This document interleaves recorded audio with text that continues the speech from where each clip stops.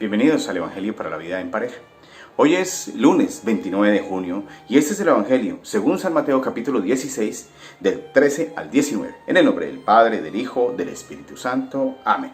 En aquel tiempo, al llegar a la región de Cesarea de Filipo, Jesús preguntó a los discípulos: ¿quién dice la gente que es el Hijo del Hombre? Ellos contestaron: unos que Juan Bautista, otros que Elías, otros que Jeremías, o uno de los profetas. Él les preguntó: ¿y vosotros qué decís que soy yo?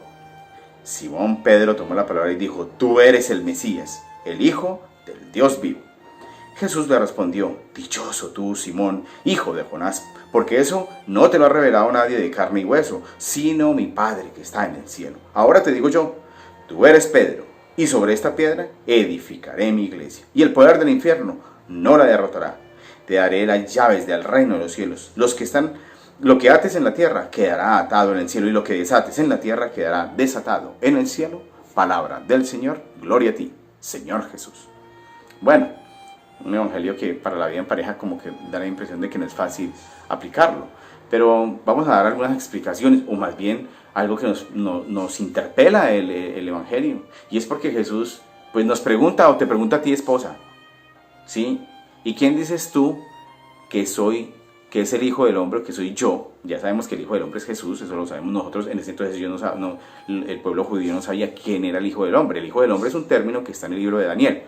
Entonces la gente no sabía. Entonces él dice: bueno, venga, ¿quién dice ellos? Entonces por eso que ellos dicen que unos dicen que Juan Bautista, otros dicen que Elías, o que es otro profeta, ¿cierto? De los tantos profetas que ha tenido el pueblo de Israel.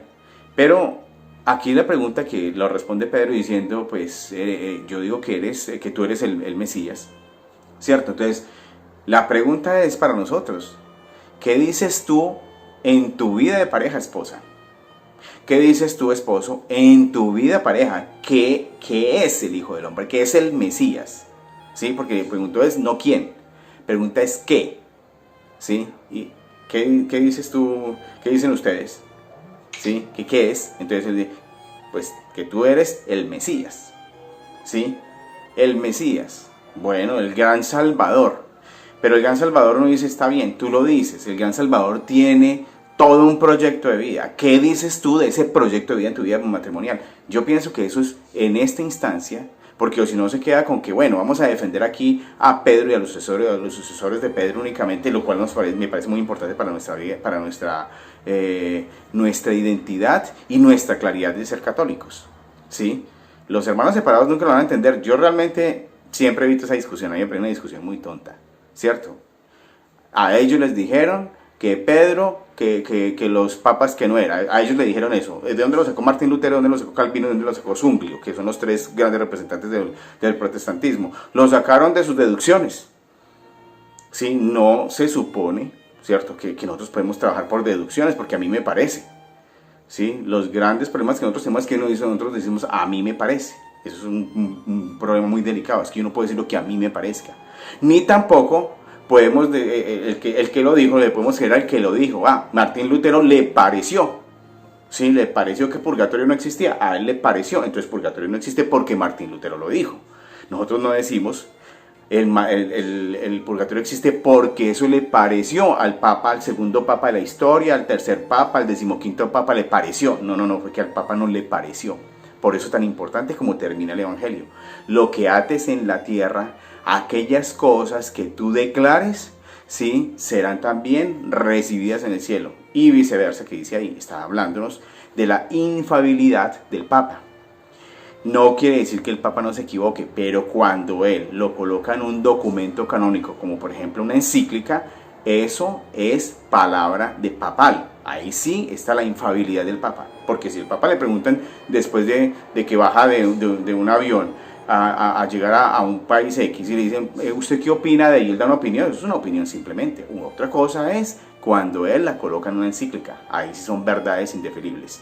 Entonces, eso es lo que hay que tener presente, ¿cierto? Pero nosotros defendemos una iglesia porque o más bien somos conscientes de una iglesia, pero es una iglesia que ha estado iluminada por el Espíritu Santo. En todo caso, aquí lo importante es a nosotros qué nos dicen precisamente nuestra fe y qué nos dice nuestra iglesia. ¿Qué está escrito en el documento básico de nuestra fe, que es el catecismo. Pues obviamente que el documento más importante, el libro más importante es la palabra de Dios, que es la Biblia. Pero, ¿qué dicen los documentos? ¿Qué dicen sobre el matrimonio? ¿Y cómo estás viviendo con respecto a eso? ¿Cierto? ¿Qué dices tú realmente que qué es el Mesías?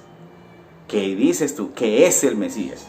Porque Pedro dice, yo digo que tú eres, que el Mesías eres tú, y que eres tú el Hijo de Dios, vivo.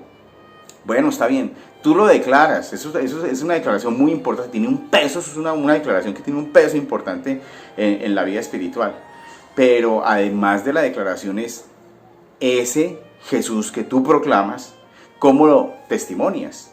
¿Cómo lo expresas? Ese es el punto importante, sobre todo en nuestra vida de pareja, ¿sí? Y otra cosa que me parece muy linda del Evangelio es cómo Pedro dice lo que él le inspiró a decir en ese momento. Jesús lo mira, ¿sí? Y le dice, dichoso tú, Pedro. Pedro ha sacado esa conclusión.